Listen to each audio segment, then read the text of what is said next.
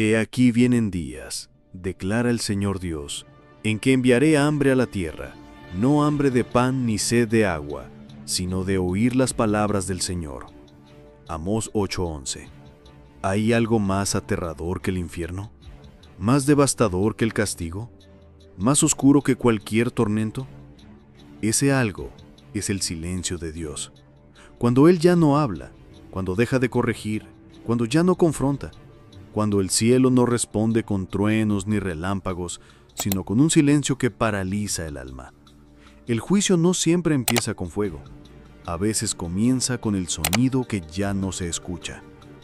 En toda la Escritura Dios advirtió antes de ejecutar juicio. Envió profetas, señales, plagas, sueños, visiones.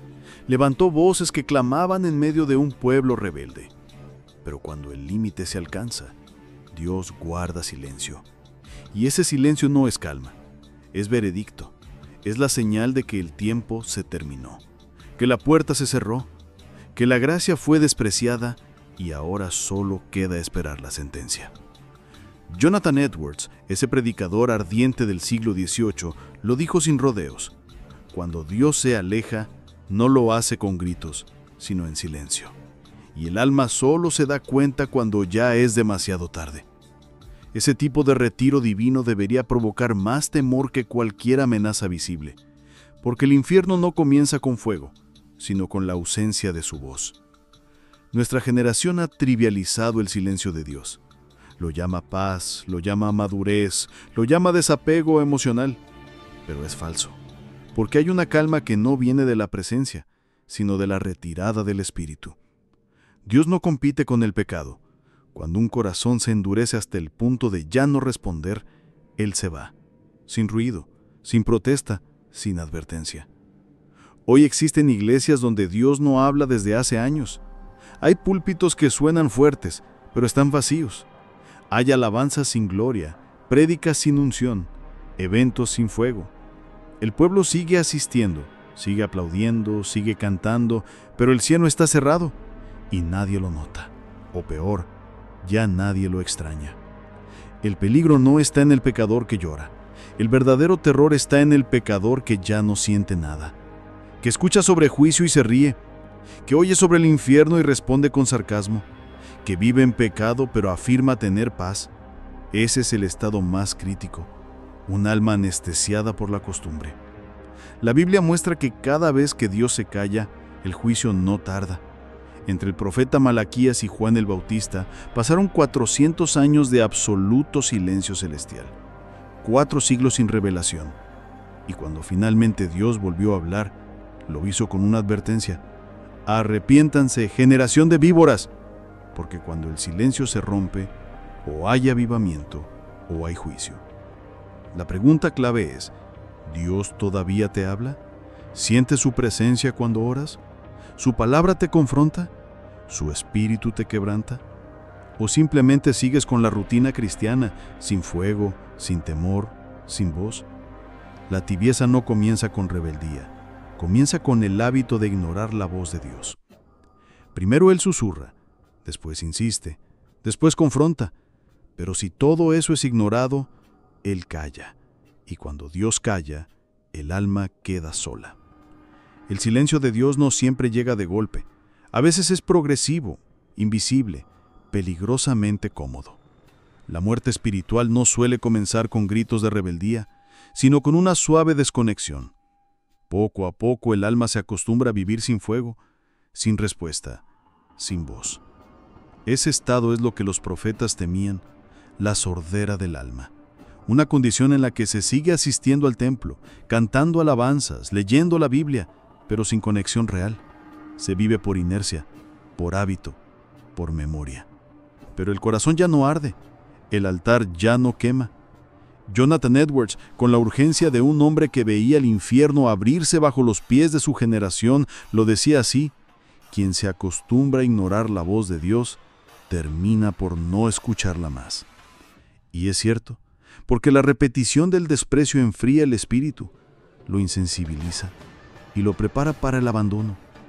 Lo más aterrador es que muchos ni siquiera saben que han dejado de oír, porque han llenado el vacío con actividad, con música, con influencers cristianos, con eventos, con estrategias de marketing espiritual, pero por dentro ya no hay voz, solo eco. Saúl es el ejemplo más triste de esto. Un día fue ungido por Dios, profetizó, gobernó con autoridad, pero desobedeció. Y la palabra dice que cuando buscó respuesta del cielo, no recibió nada, ni por sueños, ni por profetas, ni por señales. El cielo se cayó y Saúl desesperado buscó una medium, porque cuando Dios calla, el alma se desespera o se corrompe. ¿Y tú? ¿Desde hace cuánto no sientes la voz de Dios ardiendo en tu interior? ¿Desde hace cuánto no lloras al leer la Escritura? ¿Desde hace cuánto tu oración no pasa del techo? Si ya no hay fuego, si ya no hay quebranto, si ya no hay confrontación, es porque algo se está apagando. El problema no es que el cielo esté lejos, es que el corazón se ha endurecido, se ha llenado de ruido, de orgullo, de autosuficiencia. Ya no hay espacio para la palabra viva. Solo queda un cristianismo mecánico, vacío, sin temor, una fe sin fuego, un alma sin oído. La generación de Elí es otro retrato brutal de este proceso. Ofní y Fineas, sus hijos, profanaban el altar, jugaban con lo sagrado, y el pueblo lo toleraba. El resultado, la gloria se fue, y ni siquiera lo notaron, porque estaban tan ocupados en su religiosidad que no escucharon el silencio. Pero entonces Dios habló, a un niño, a Samuel, porque cuando el silencio se instala en la religión muerta, Dios busca un corazón puro para hablarle de nuevo. Y ese puede ser tú, si hoy decides romper tu sordera. No te conformes con asistir, con aparentar, con repetir palabras vacías. El Espíritu aún está dispuesto a hablar si hay quien quiera oír. En la Biblia hay momentos en los que Dios no solo se calla, sino que cierra los cielos. Y cuando eso sucede, la tierra entera sufre. No hay lluvia, ni dirección, ni consuelo. No hay voz. El pueblo sigue con sus ritos, sus alabanzas, sus eventos, pero todo suena hueco, porque el cielo ya no responde. No es una simple pausa divina, es un juicio disfrazado de indiferencia. Y lo más trágico es que muchos ni siquiera se dan cuenta.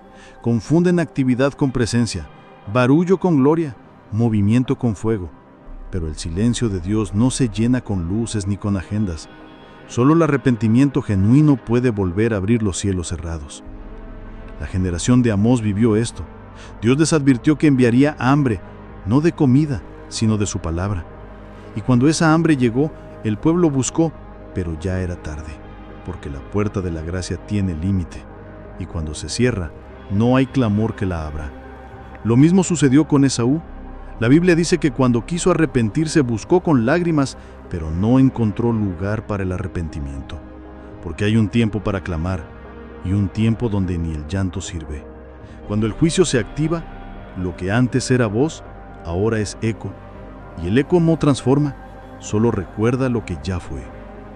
Jonathan Edwards escribió: el alma que ignora repetidamente al Espíritu finalmente es abandonada por él, y cuando eso ocurre, ningún poder en el mundo puede traerlo de regreso.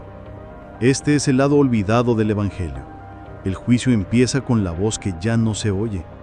Y hoy hay creyentes que siguen sirviendo a Dios, pero el cielo ya no los respalda. Su oración no tiene peso, su palabra no tiene poder, su ministerio no tiene fuego. Y lo más terrible, ya se acostumbraron. Llevan años caminando sin la presencia y piensan que es normal, pero no lo es. No es normal. El silencio de Dios no es madurez espiritual, es advertencia. Es la señal de que algo murió en el altar. Y si no se repara pronto, el juicio vendrá. Primero suave, luego fuerte y al final irreversible. Jesús mismo lo dijo: el que tiene oídos para oír, que oiga. Pero muchos ya no oyen, no por falta de sonido, sino por endurecimiento del alma. Porque el ruido del mundo ha tapado la voz del cielo. Y si no se hace silencio dentro, jamás se volverá a oír a Dios. ¿Aún hay esperanza? Si estás leyendo esto, si algo arde en tu pecho, si tu espíritu se estremece, es porque Dios aún no ha cerrado del todo el cielo sobre ti. Pero no juegues con eso, porque el día que Él decida sellar su boca, ni el clamor más sincero lo moverá. Hay algo más aterrador que el castigo inmediato. cuando Dios ya no lucha por ti. En Romanos 1 aparece una expresión repetida y estremecedora. Y Dios los entregó. No fue el diablo, no fue el mundo, fue Dios mismo entregando al hombre a su propia corrupción. Es el juicio más silencioso pero más letal. Cuando el cielo dice, haz lo que quieras, y se aparta. Este no es el Dios manso que muchos predican. Es el Dios justo, el que advierte, llama, confronta, insiste, pero cuando la rebeldía persista, entrega. Es decir, ya no interviene, ya no contiende, ya no detiene, solo observa y permite que el hombre se destruya con sus propias elecciones. Así fue con Faraón. Endureció su corazón hasta que fue Dios quien lo endureció. ¿Por qué? Porque cruzó una línea invisible, esa donde la misericordia cede paso al juicio, donde el amor